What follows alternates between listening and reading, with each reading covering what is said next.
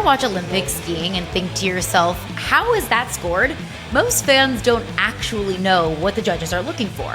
So we asked Team USA skiers to explain it simply, how scoring works, what's the hardest, and why some runs score higher than others. Most fans assume that skiing is simple, bigger tricks, faster runs, higher scores. But that's not exactly how Olympic skiing scoring works. Our sport, Freestyle Moguls, is you have 3 sections of moguls split up by 2 jumps.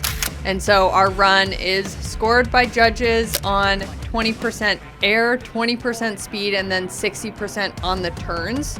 And so we have single moguls where you are skiing the run by yourself, and then dual moguls, which is scored in a very similar way, where you're head to head with another competitor. Dual moguls, they look simple. 2 skiers, same course, first one down wins, right?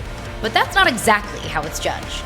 Most people assume it's all who crosses the finish line first, because you have 2 people going down the course at the same time, but it's not. The jumps and the turns are still involved. So even if you cross the finish line way before somebody else, if you're doing not as good of tricks or your turns are bad, you won't win the duel.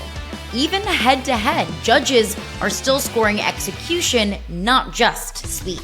The jumps, they get the attention, but the score comes from what happens in between them. So what are some verbiage or maybe some terminology that we at home might not know when we're watching that we should know to better understand your sport?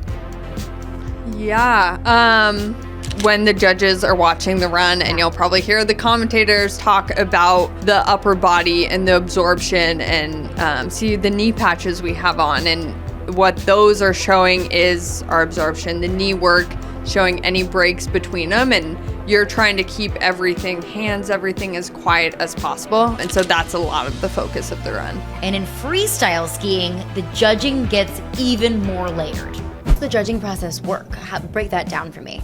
Yeah, it's a combination of 5 different things. It's style, creativity, flow, technical difficulty, and amplitude. It's just a combination of all these things, and it's up to the individual to decide what your run is going to be and how you're going to ski through the course. And one of the biggest things that judges notice isn't just the tricks, it's the control. What do you want people to know about freestyle skiing if they're just completely, new to the sport? Yeah, I would say just pay attention to people's creativity and the way they flow through the course, and whoever's got the quietest body language is probably doing it the right way, and they're really watching for that. So, will this run be enough? So what does a good run actually look like to the judges? It's not just the landing, it's how controlled the entire run feels. What's the difference between a good and a bad run? Like, what makes a run good? Okay, it can depend from person to person. Like for me, it's knowing like I did a top to bottom run and I hit the cues I want to hit. Like me and my coach will go over the things I need to do in my airs and in the turns and speed wise. And if I hit all those cues and I'm satisfied with it, like that's a good run.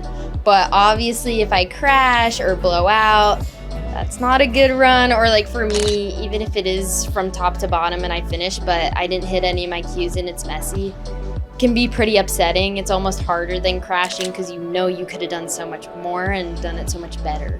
That's why 2 runs can look very similar on TV but feel completely different to the judges. And contrary to what it might look like, most runs aren't entirely freestyle at all. Yeah, for the most part, my run is pretty set before the day gets started. My run is set, I'm pretty committed to the tricks and everything that I'm doing. Sometimes, changing conditions or things on hill will have to change my airs a bit, but yeah, ideally they're planned out prior. And then there's ski jumping, where the hardest part might not even be the jump itself. It's estimated that on this Olympic course, the jumpers reach speeds around 50 miles an hour. I think a fun fact about ski jumping is it's kind of like F1. I think now that F1 is more popular, people know about this. Like in F1, it's a really big deal that the car conforms to all of the specifications. And so for us, we are a super technical sport because it's so quick. And we have if I printed out the rule book for you, it would be physically so heavy. And most of the pages are literally just about the suits we're wearing because they're custom made and we literally have to check them before every competition. And people don't see that. That's really behind the scenes. We spend most of our time actually getting our equipment together. Athletes are weighed, ski lengths are regulated, suits have to be within exact limits. One mistake and you're disqualified. We're not wearing skin tight ones. Ours are like a weird like neoprene, but we literally have specifications about how big it can be on every single point on your body. And they can measure any single point on your body. So you have to make sure every single point on your body is following the rules. You also get weighed, and if you don't weigh enough, you get disqualified. Yeah, because the length of your skis is regulated based on how much you weigh. Important to remember, judging doesn't always happen in a vacuum. Conditions matter. What do you think is the most difficult aspect of what you do? No one day is the same, and the conditions are never the same from racer to racer. So a lot of sports have a lot of controlled variables. It's inside, or the court doesn't change, the ice doesn't change. Whereas in ski racing, you're just dealing with a lot of weather changes and condition changes. You just never know what to expect. Olympic skiing isn't based on what looks the hardest. It's judged on what's done under the best control, precision, and execution under the conditions in that moment. So next time you see a ski score pop up, you will know exactly why. That's the game inside of Olympic skiing. Like what you heard? Hit that subscribe button. The comments are open. Let's keep the takes flying. I'm ready for it.